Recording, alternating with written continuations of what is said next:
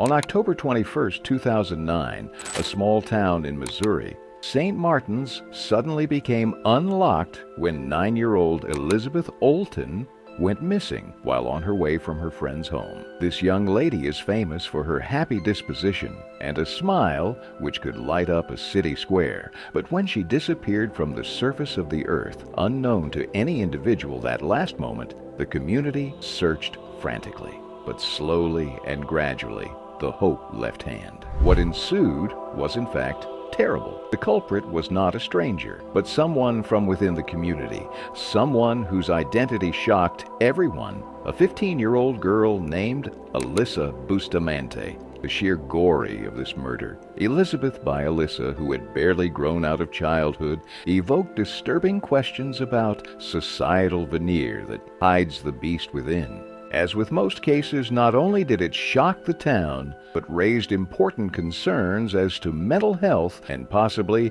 potential signs of violence that could be overlooked. Elizabeth's unfortunate demise is therefore a raw, cautionary hold-up concerning and capability of the human spirit and willingness to act violently towards his or her neighbors. They will be a real-life look into the horrific things that communities will sometimes make their children do and the tragedy of losing a young girl. Get ready, because we're going to explore the bleak story of Elizabeth Olten and what came next, the night of the disappearance. Elizabeth Olten was last seen leaving her friend's house on October 21, 2009, around 6:15 p.m.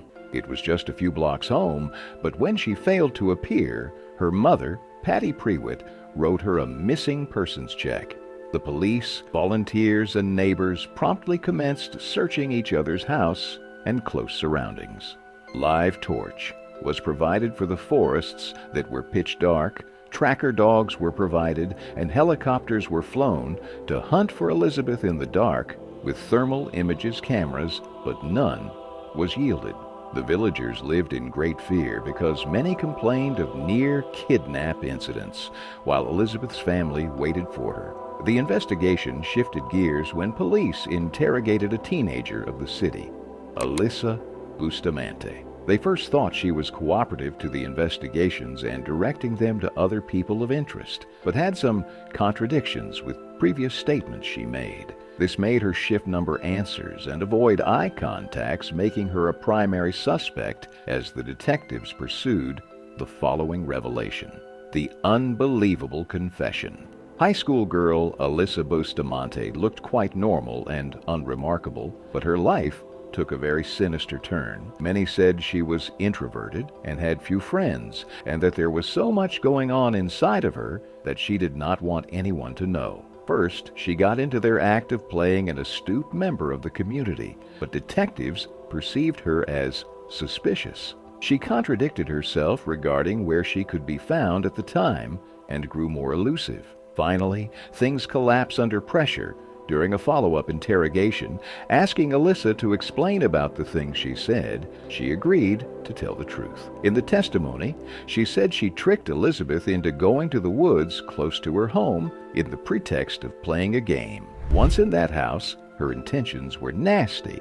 She explained how she choked Elizabeth, then stabbed her severally, and then proceeded to bury her where she had dug a shallow grave. The precision in her actions were something that really stunned the investigators. What was even worse, or so it seemed, was that she showed no signs of contrition. Alyssa told the story with little more than a quiver in her voice and a somewhat pensive facial expression. She took the police to the crime scene, where they found the sentence true by recovering Elizabeth's lifeless body. People of the whole town were shocked how a teenage girl was capable of doing such a thing. Information about the confession quickly got out, and this once sleepy town of St. Martin's has been in the national eye as the news broke. People hugged their kids tightly, asking how there could be such evil in their own society. Such a bitter crime made it possible for many people to wonder if there were ever signs that Alyssa had an unstable mind. The chilling motive. The case of Elizabeth Olten was when a kid, Alyssa Bustamante, killed the 7-year-old girl, claiming she did it to test how it feels to kill. Writing in her journal, Alyssa characterized the murder in a completely passive and factual manner and was actually satisfied at the end of it. The kind of words she used, the way she said them, there was no hint of sympathy in her, and her mind must have been in a sick state. Its members were still trying to find out how a young man could be capable of committing a brutal act of such nature. Alyssa's face also depicted some concerning themes too on her social media. She often shared media and text contents focusing on violence, death, and suicidal tendencies. If he is the one who posted images of gothic models, pain, suicidal thoughts, then a number of posts triggered doubts whether these cries for help had been noticed and responded to. Some asked whether the signals of her increasing fascination with death should have been silenced and whether they presaged her desire for violence. Psychological and signals of risk factors. The actions of Alyssa were that much more complicated by her previous history. She was diagnosed with depressive disorder and was once a suicide attempted survivor.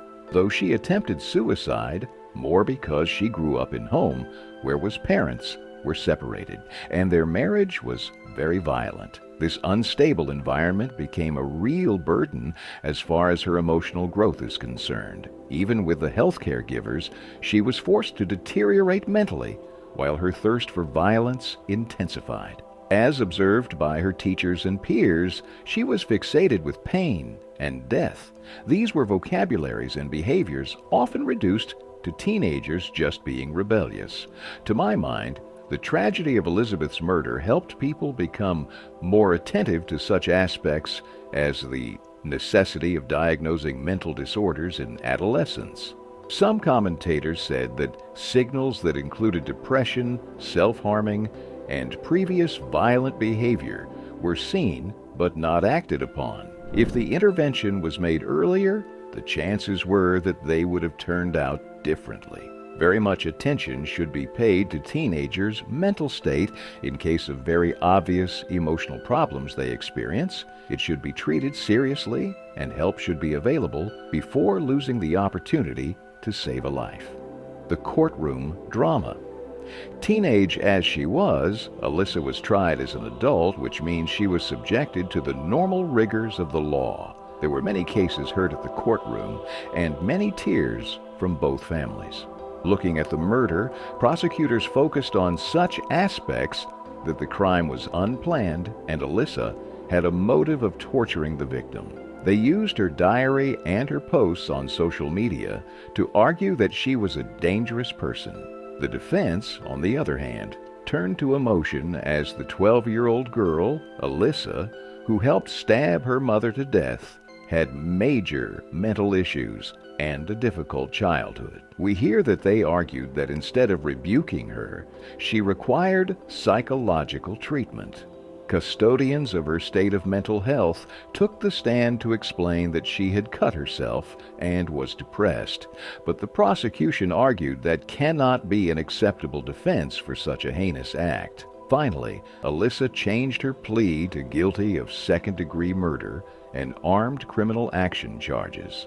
She got a life imprisonment with an option to parole after 35 years of imprisonment. The decision brought an argument about whether or not justice was actually served and whether more could or should have been done to prevent something so awful from happening at all.